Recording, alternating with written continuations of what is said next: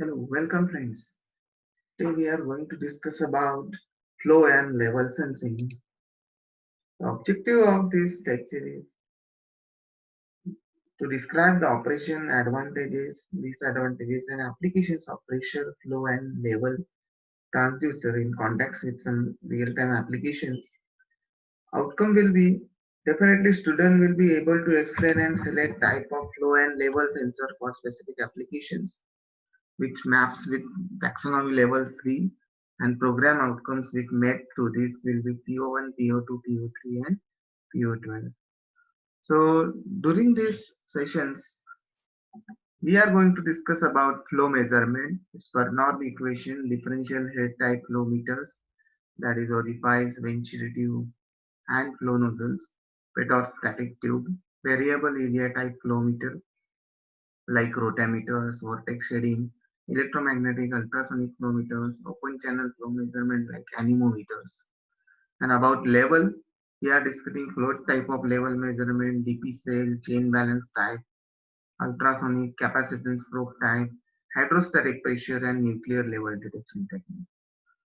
So in first session, in first lectures, we definitely going to discuss about the flow. What are the basic fundamentals behind the flow? Then Bernoulli's equation, differential head type flow meters like orifice, venturi tube and flow nozzles. So let's have a discussion on flow fundamentals. Do you know that for the accurate measurement of fluid flow, it is very important in many industrial applications. So optimum performance of many processes definitely requires specific flow rates. The cost of many liquids and gases are based on the measured flow through a pipeline, and it's making it necessary for accounting purposes to accurately measure and control the rate of flow. So in this chapter, we will discuss about some basic terms, formulas, and techniques used in flow measurement and flow instrumentation. So highly accurate and rugged flow devices have now been developed and are commercially available in the industries for application, different application. Okay. So flow measurement is an everyday event basically in the industry, in the real life, and value of the product being measured by these meters is also very large. For examples, in the UK alone, it was estimated that in 1994 the value of crude oil produced was worth 15 billion.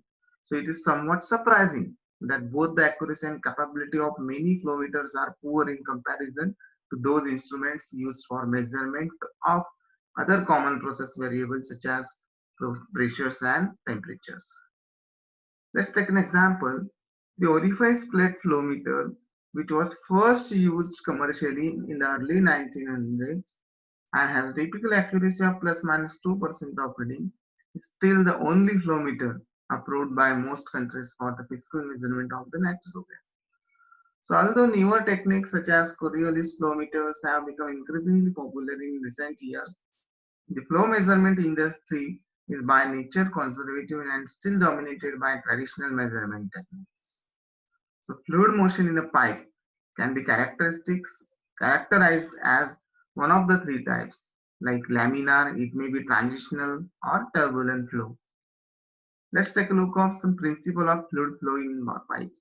In laminar flow, the fluid will traverse as parallel layers known as streamlines, and that do not mix as they move in the direction of flow. And at low flow rates, fluid have a laminar flow characteristics basically. And as the flow rate increases, the laminar flow starts to break up. Okay, let's take. If the flow is turbulent, the fluid does not travel in parallel lanes, but moves in a haphazard manner, with only the average motion of the fluid being parallel to the axis of the pipe. And as I said, at a lower flow rates, the laminar flow starts to break up, and now it becomes too turbulent. Okay, and speed of the liquid in the fluid flow varies across the flow, and where the fluid is in contact with the constraining walls. So velocity of the liquid particles is virtually zero, while in the center of the flow, the liquid particles have the maximum velocity. And if the flow is transitional, then both types may be present at different points along the pipeline, or the flow may switch between the two.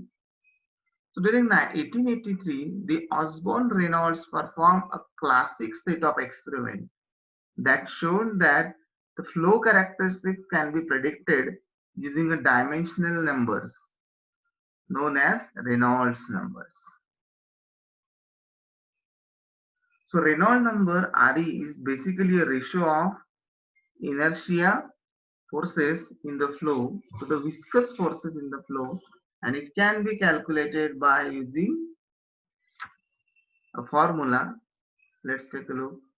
RE is equal to rho of V bar T divided by eta, where rho is the density of the fluid, V bar is the mean velocity of the fluid, D is the diameter of pipe, and eta is the dynamic viscosity of the fluid. Okay, so it is very important to calculate the flow. And basically, Reynolds number is a derived dimensional relationship which combines the density and viscosity of the liquid with its velocity of flow and cross-sectional dimension of the flow, and takes the form whatever we discussed. If Reynolds number is less than 2000, the flow will be laminar. If Reynolds number is greater than 4000, the flow will be turbulent. And if Reynolds number is between 2000 to 4000, the flow will be transitional. And basically, the Reynolds numbers is a good guide to the type of flow. Let's take a look of laminar flow, how it's look like. So here you can see this is a laminar flow. So here in this way you can calculate the Vmax over here, and this is the Vmax. V average will be taken from here, and Vmax is equal to 2 of V average. In case of turbulent flow, V average is taken between these 2 points, and Vmax will be equal to 1.2 of V average. Okay. Now we will discuss about the Bernoulli's equation. So let's take a look what is the role of Bernoulli's equation basically in case of flow measurement. So Bernoulli equation basically gives or defines the relationship between the fluid viscosity, fluid pressure P, and height h above some fixed point for a fluid flowing through a pipe of varying cross section, and a starting point for the understanding the principle of the differential pressure flow meter. So Bernoulli equation basically states that P1 upon rho g plus V1 square upon 2g plus H1 is equal to P2 upon rho g plus V2 square upon 2g plus S2. So here you can see the various flow rates V1 and V2 and fluid density rho, H1 and H2 from some reference point. Okay. So this equation is used for measuring the fluid flow in pipes, where P1 and P2 are the absolute static pressure at points V1 at points 1 and 2. Okay. It is also known as a VA. Basically, V1 and V2 are the average fluid velocity, and G is the acceleration of gravity. Okay. Now, basically, the equation is a conservation of energy equation and assumes no loss of energy between point 1 and 2. So here the first term, this side, basically represents the energy stored due to the pressure, and second term represents the kinetic energy and or energy due to motions. Okay. So energy relationship can be seen if each term is multiplied by mass per unit volume, which cancels since the mass per unit volume is the same at points 1 and 2. An equation can be used between any two positions in a flow system. So pressure used in the Bernoulli equation must be absolute pressure basically. Okay. But Bernoulli equation does not take into account the flow losses. So these losses are accounted for by pressure losses and fall into two categories basically. First is those associated with viscosity and the friction between the constriction walls and the flowing fluid. And second is those associated with fittings such as walls, elbows, tees, and so forth.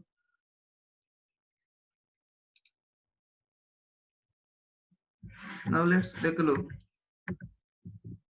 So basically, Bernoulli equation can be used to measure the flow rate.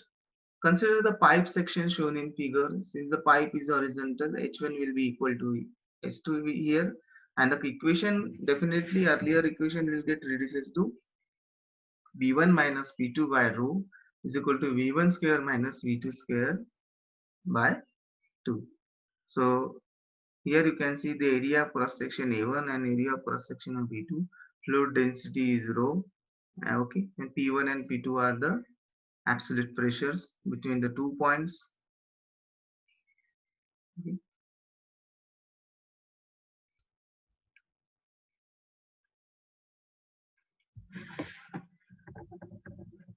So conservation of mass principle requires that V1 A1 rho is equal to V2 A2 rho kinetic energy, whatever we discussed about this.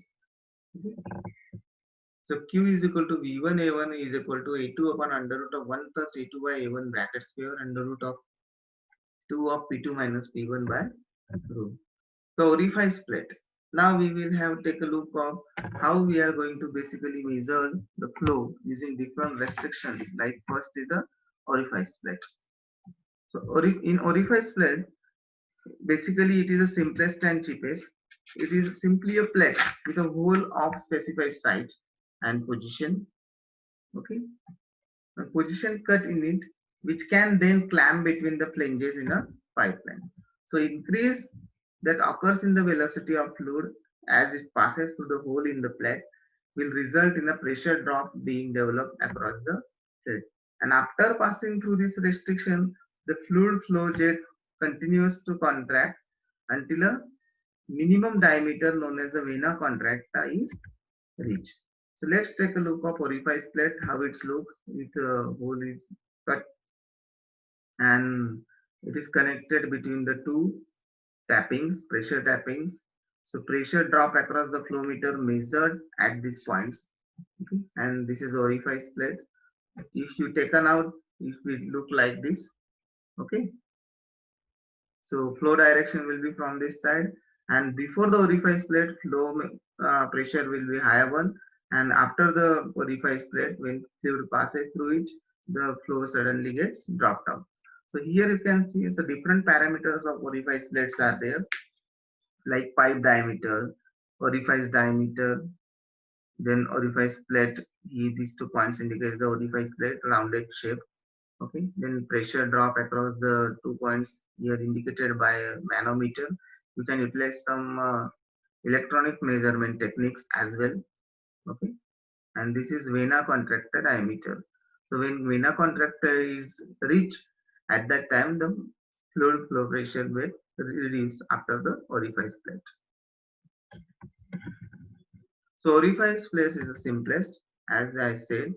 So equation to calculate the flow must be modified to Q is equal to C upon under root of 1 minus beta, so 4, nu pi by 4 d square under root of 2 of P1 minus P2 by rho. So where rho is the density of the fluid upstream of the orifice plate, d is the diameter of the hole in the orifice plate, beta is the diameter ratio d by d, where d is the upstream internal pipe diameter. So classical or Hustel venturi tube is the oldest type of differential pressure flow meter in 1887, and restriction is introduced into the flow in a more gradual way. So resulting flow through a venturi tube is closer to that predicted in theory, so the discharge coefficient is much nearer unity, that is 0.90, and the pressure loss caused by the venturi tube is lower, but the differential pressure is also lower than for an orifice plate of the same diameter. So here you can see it will similarly look like orifice plate, but venturimeter basically there is a difference in construction of orifice and venturi.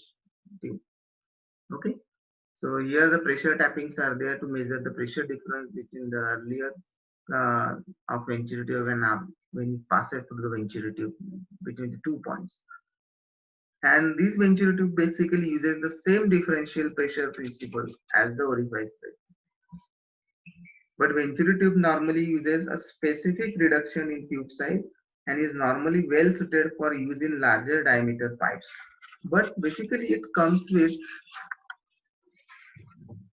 heavy and excessive long. So one advantage of venturi tube is its ability to handle a large amount of suspended solids, and it creates a less turbulence and insertion loss than the orifice plates. So differential pressure taps in the venturi tubes are located at the minimum and maximum pipe diameters. And venturi tube has a good accuracy, but they are very expensive. So smooth design of the venturi tube means that it is less sensitive to erosion than the orifice plate and thus more suitable for use with dirty gases and liquids. And also venturi tube is less sensitive to upstream disturbances, as I said. Therefore, it needs a shorter length of set pipework upstream of the meter than the equivalent orifice plate or nozzles. And like orifice plates and nozzles, the design, installation, and use of venturi tube is covered by number of international standards. Okay. And also, as I said, it's expensive. So it is a disadvantage of venturi tube. Now we will discuss about the nozzle. So nozzle combines some of the best features of orifice plate and venturi tube. It is a compact and it, because of its curved inlet, has a discharge coefficient close to unity. And there are a number of designs of nozzle, but one of the most commonly used is the ISA 1932 nozzle, which while ASME long radius nozzle is more popular, both of these nozzles are covered by international standards basically. So let's take a look of, there is just change in the construction is like nozzle construction. You can see it look like orifice. There's just one bend is created in the construction. These are nothing but the nozzles. Okay. So flow nozzle is a good compromise on cost and accuracy between the orifice plate and the venturi tube for clean liquids. And it is not normally used with suspended particles. Its main use is the measurement of steam flow. Okay. There are other different types of pressure flow meters are there, but they are not very common like segmental wedge, V-cone, elbow, dial tube, etc. And each of these has advantages over the orifice plate, venturi tube, and nozzle for specific application. For example, segmented wedge can be used with flows having a low Reynolds number, and dial tube is has a lower permanent pressure loss than venturi tube. And none of these instruments are yet covered by international standards, and thus calibration is needed to determine their accuracies. Let's take a look at dial tube. It's having a lower insertion loss, but is not suitable for use with slurries. If we talk about elbow, the elbow meter is good for handling particulates in a solution and has a good wear and erosion resistance characteristics, but has low sensitivity.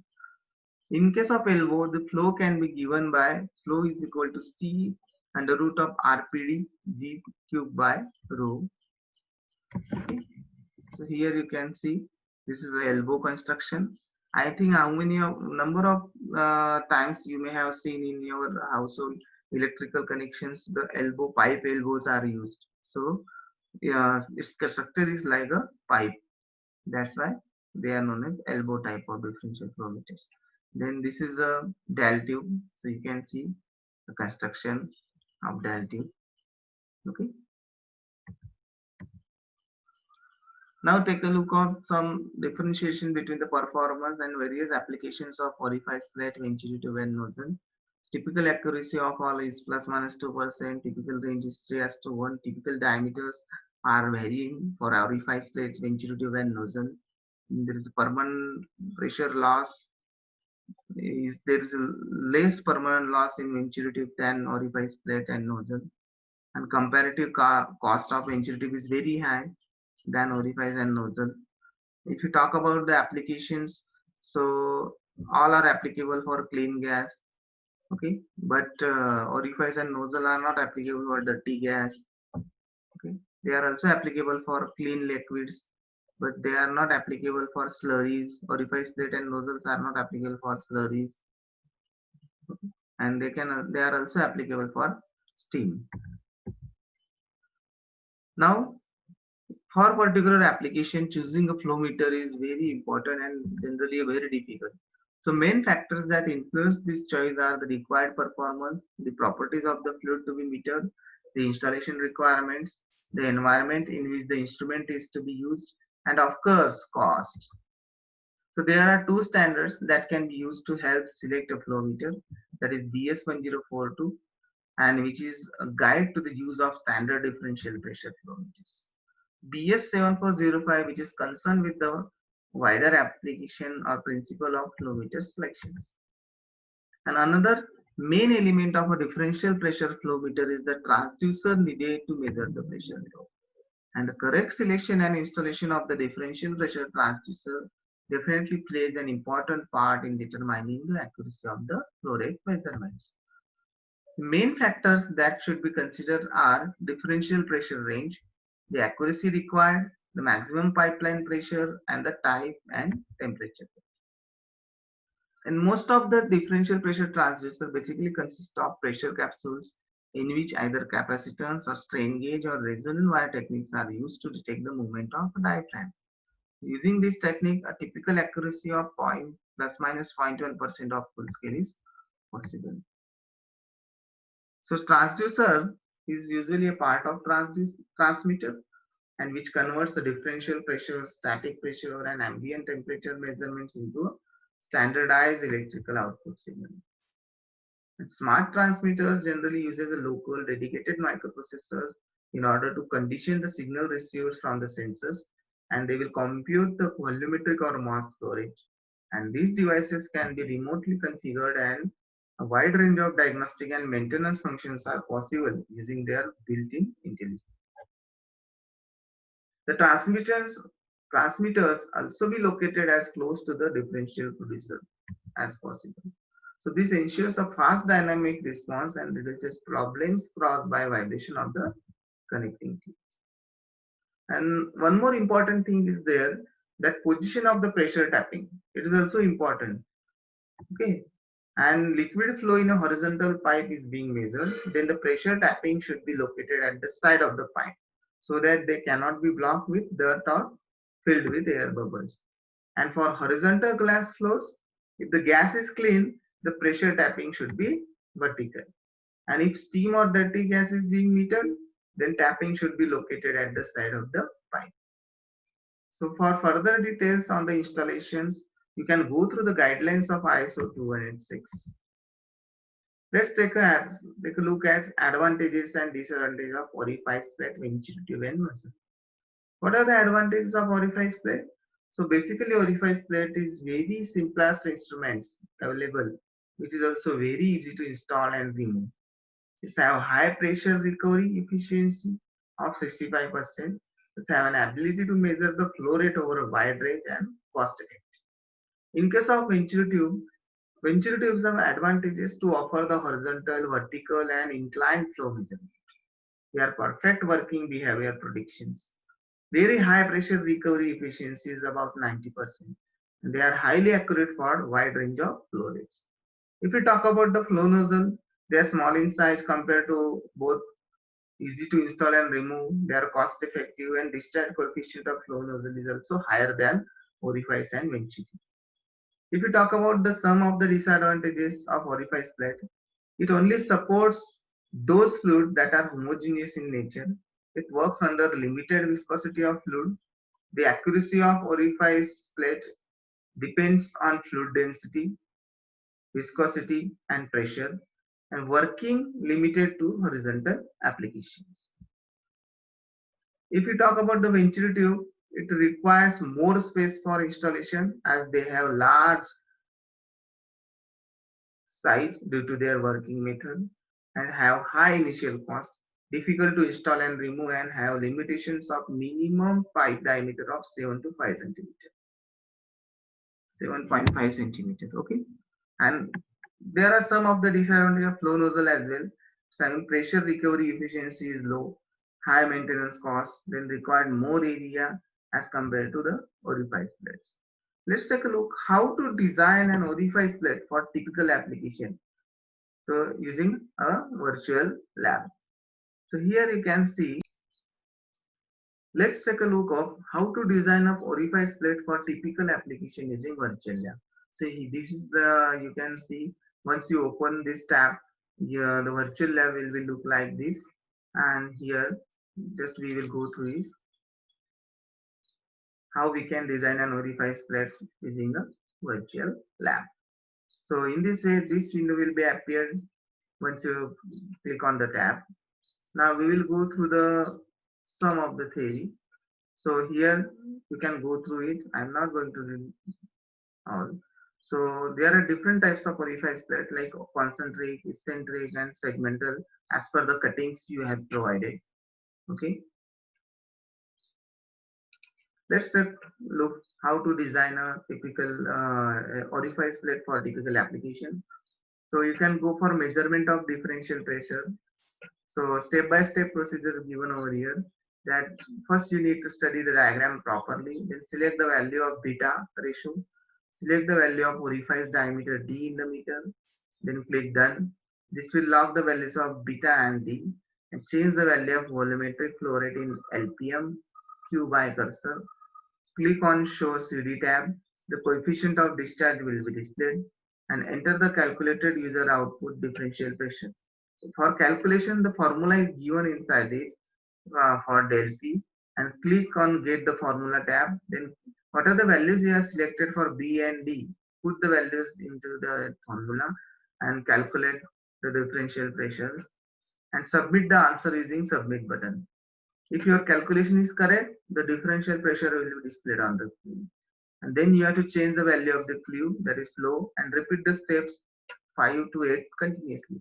And minimum 6 calculation are necessary, because if you want to plot the graph, after 6 calculation the plot tab will be activated. So click on the plot to see the graph and study the graph of differential pressure variations. So similar steps are to be followed in order to measure the effect of change in service on flow measurement. Then for effect of tapping on the flow measurement, this is also important. Then effect of temperature and pressure on flow measurement, all this. Some of the steps are similar, but in some of the cases you need to do certain calculations. Okay. Let's take a look of simulation. So here you can see you have to study this diagram initially as per the procedures. There are pipe threads, orifice plate is there. This is a flow. You have to monitor this flow. Okay. Then you have to select the values of beta. Let's take a look at an example. I'm taking 0.4 as a beta. Then I will take 15 mm. Okay. For the diameter. Okay. Press yes. Then here you can change the flow rate. Suppose whatever amount of flow rate you had taken and whatever the beta value and D value is there, click on formula tab. Using this formula, you are going to calculate the value of CD. Okay. Suppose I had taken 1500. Then show value of CD, that is 0.61 for that. Okay.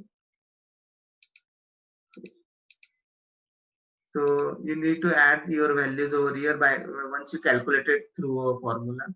But correct answer is given over here 238.44.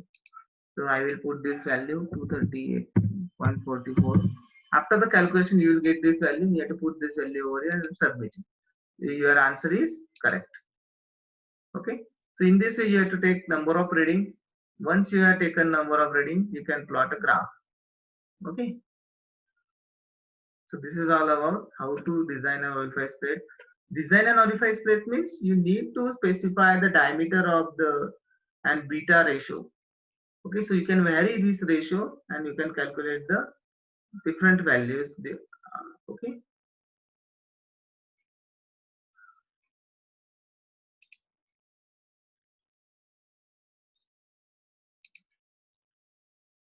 So thank you so much for today's session.